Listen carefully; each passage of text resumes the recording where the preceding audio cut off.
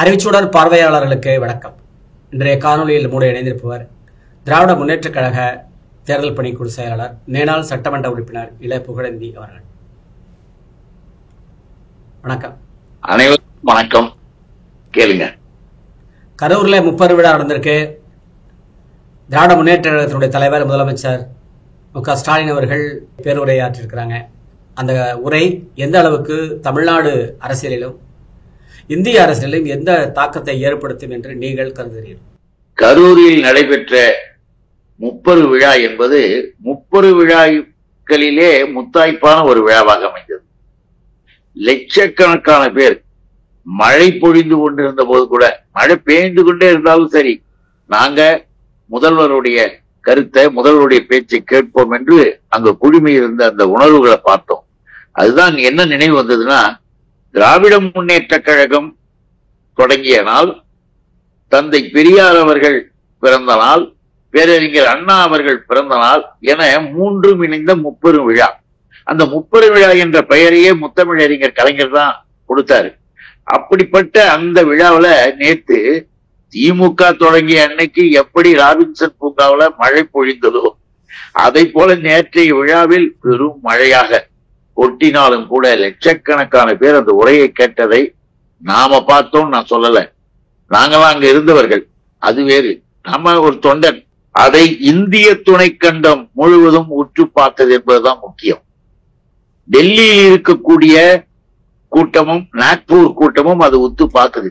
திமுகவின் பலத்தையும் பார்க்கணும்னு பார்த்துட்டு, ஏற்கனவே நரேந்திர மோடி, அமித்ஷா அண்ட் அதர்ஸ் தமிழ்நாட்டுல திமுகவை தோற்கடிக்க முடியாது, அதனால நாம உள்ள எதிர்கட்சியா போயிடணும்ன்றதுக்காக இங்க இருக்கிற கட்சிகளை எல்லாத்தையும் உடைச்சி தூளாக்கி அவனுங்க இஷ்டத்துக்கு போட்டு செஞ்சுக்கிட்டு இருக்கிறாங்க. பல கட்சிகள் உங்களுக்கு தெரியும் இன்னைக்கு உடைஞ்சிருக்கிறதெல்லாம்.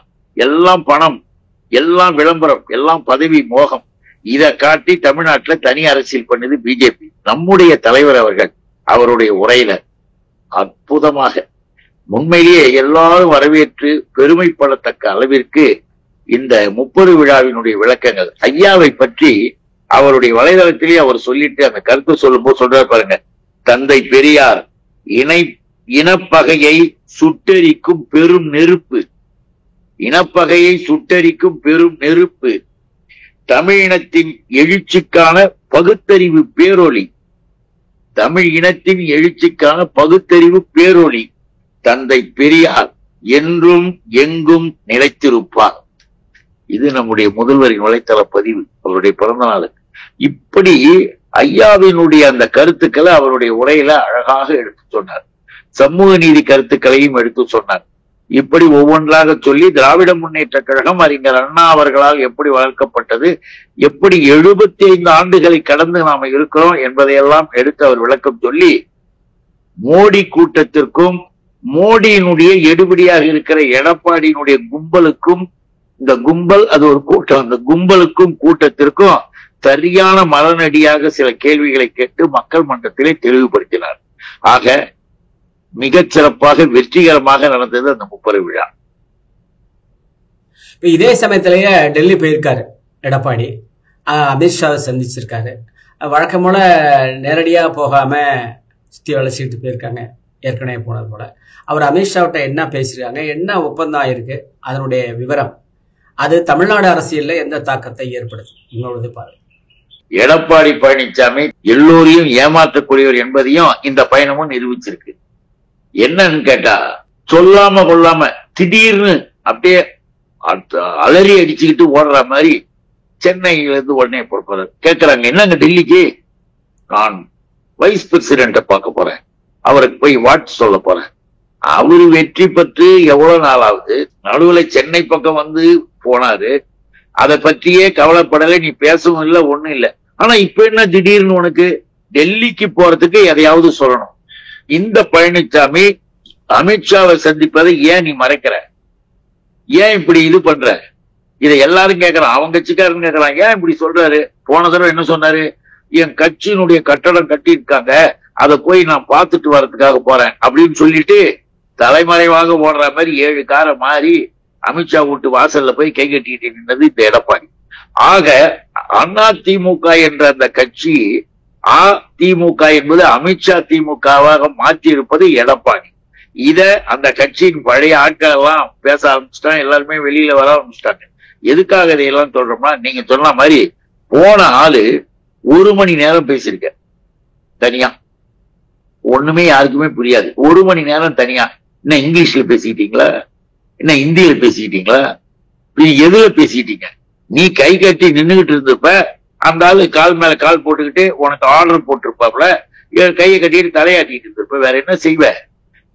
அதிமுகவை ஒட்டுமொத்தமாக ஒன்றும் இல்லாம அடையாளம் இல்லாம அழிக்கணும்ன்றது அமித்ஷா பிளான். அத இந்த நபரினுடைய கூட இருந்தவர்கள், இந்த நபரை உருவாக்கிய சசிகலா அண்ட் தினகரன் இவங்கெல்லாம் அதிகமா விமர்சனம் பண்ணிட்டு தான் இருக்கிறாங்க. எடப்பாடி மாதிரி போலித்தனமான ஒரு ஆளிங்க முடியாது. முழுக்க முழுக்க காவிகளின் ஆட்டம். நம்ம முதலமைச்சர் அதை தான் தெளிவாக சொன்னாங்க உரையாற்றும் பொழுது கூட. காவிகளினுடைய ஆட்டம் தமிழ்நாட்டின் உள்ள இப்ப விட்டு வச்சிருக்கிறது இந்த எடப்பாடி கூட்டம். அதுதான் நமக்கு தெரிஞ்சே தவிர, வெளியில வரும்பொழுது நீ என்ன பண்ணிருக்கணும்? வெளியில நல்லா நடந்து வர வேண்டியதானே. நான் போனேன், நான் இவரை பார்த்தேன், இதை கூப்பிட்டாங்க பார்த்தேன்னு சொல்ல வேண்டியதானே. ஆனால் முகத்தை மூடிக்கிட்டு போனதை பத்தி எல்லா பத்திரிகையும் ஊடகங்களும் பெருசா சொல்லியிருக்காங்க. இவரு நான் மூஞ்ச தொடச்சேன், அதை போய் பெருசா பேசுறாங்கன்றாரு. மூஞ்ச துடைக்கிறதுக்கு எவ்வளவு நேரம் ஆகும், மூஞ்ச மூடிட்டு வர்றதுக்கு எவ்வளவு நேரம் ஆகும்னு பார்த்தவன் எல்லாருக்கும் தெரியும். அங்க இருந்தவர்கள், பிரஸ் பீப்புள், மற்றவர்கள்லாம் இந்த ஆள் மூஞ்ச மூடினவரு அது கிட்டத்தட்ட ஒரு 1/4 மணி நேரத்துக்கு அந்த மூஞ்சியை எடுக்கல, நம் துணியவே எடுக்கல. ஏன்னு கேட்டா எதையாவது கேட்டா உளர போறோம்னு சொல்லிட்டு வந்திருக்காங்க. ஏன்னா இவர் பெரிய மேதை இல்ல. கம்பராமாயணத்தை இயற்றியது யாருன்னு கேட்டா சேக்கிழார்னு சொன்ன வீரன் இல்ல. அப்படியே தமிழ்நாட்டின் முதலமைச்சரா இருக்கும்போது கிழிச்ச கிழி இது. பெரிய அறிவாளி.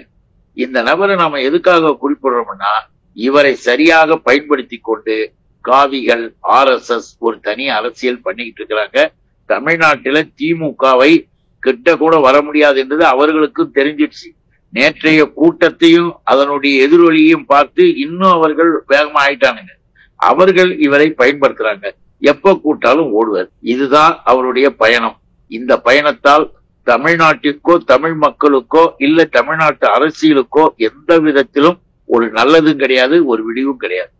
இப்ப தேர்தல் கமிஷன் மீது மீண்டும் ஒரு குற்றச்சாட்டை ராகுல் காந்தி அவர்கள் சொல்லி வருகிறார்கள்.